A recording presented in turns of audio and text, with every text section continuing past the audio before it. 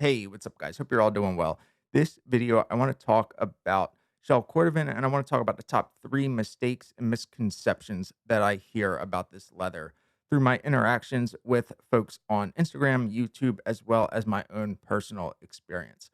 For better or for worse, this is a leather that I've spent a lot of time invested in learning about. I thought I'd share some of that knowledge. The first topic that I'll touch on, and this goes in no particular order, but the three that I did pick are the ones that I think that I can add the most value to, as well as the ones that are the most important to lay a strong foundation of understanding the leather. A controversial one, if there is such a thing as a controversial shell cordovan topic, and that is color.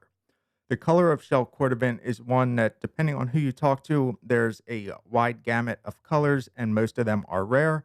Or you talk to someone, and there's no such thing as a rare shell cordovan color.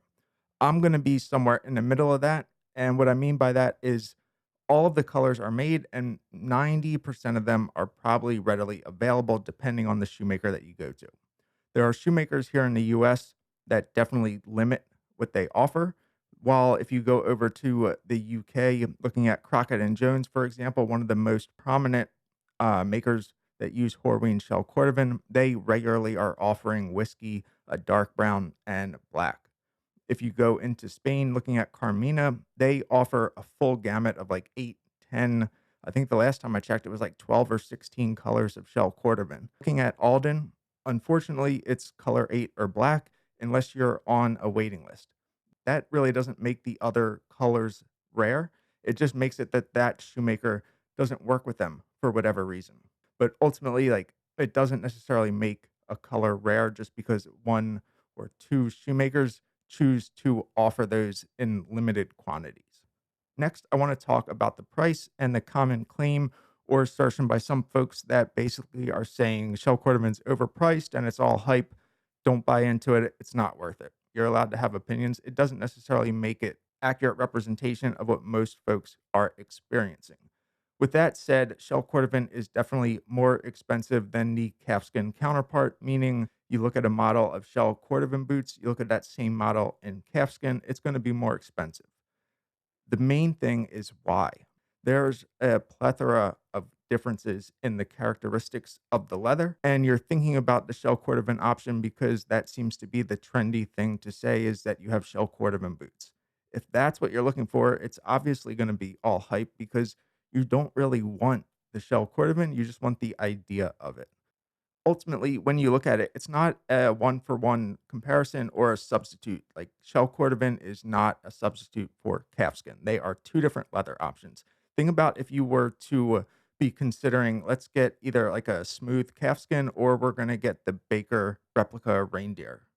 The Baker replica reindeer skin is just as expensive as shell cordovan, but you would never put that against the calfskin option because they're not trade offs. They're two completely different options with different drawbacks, different benefits, different characteristics, and different price points. Speaking of characteristics, and this is the third and final one, is the qualification or categorization of shell cordovan as a leather or not a leather. Often, especially on YouTube or different social media platforms, you'll hear shell cordovan described as a leather for the sake of this conversation, but it's not really a leather. And then they'll kind of go on and elaborate that a leather is the top layer of the skin of the animal, such as cowhide or horsehide or calfskin. But shell cordovan is actually the muscle layer that's underneath the leather, so it's not a leather, but they're going to call it a leather. The thing is that leather is not referring to the skin. Leather is referring to taking the animal product, the animal hide, putting it through a tanning process. You're going to process it with oils, fats, waxes, pigments, a whole combination of products. And the end result is a preserved animal product that is not going to decay. And that's exactly what shell cordovan is. It's just the base knowledge of knowing what leather in general is.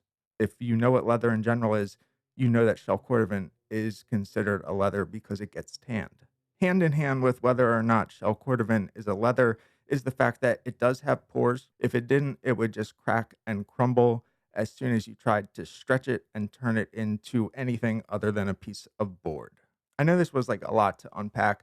Some of it was really quick hits without a lot of foundational explanation or knowledge. And that's kind of what it was intended for. I didn't want to spend a lot of time getting into the granular details. Let me know if you have any questions about anything that we talked about. If you haven't already, I would definitely greatly appreciate it if you would subscribe to the channel, turn on your notifications, and like this video. Other than that, that's super helpful for the channel, and it will definitely make sure that this type of content gets pushed out to more and more folks. Thanks for watching, and I'll see you next time.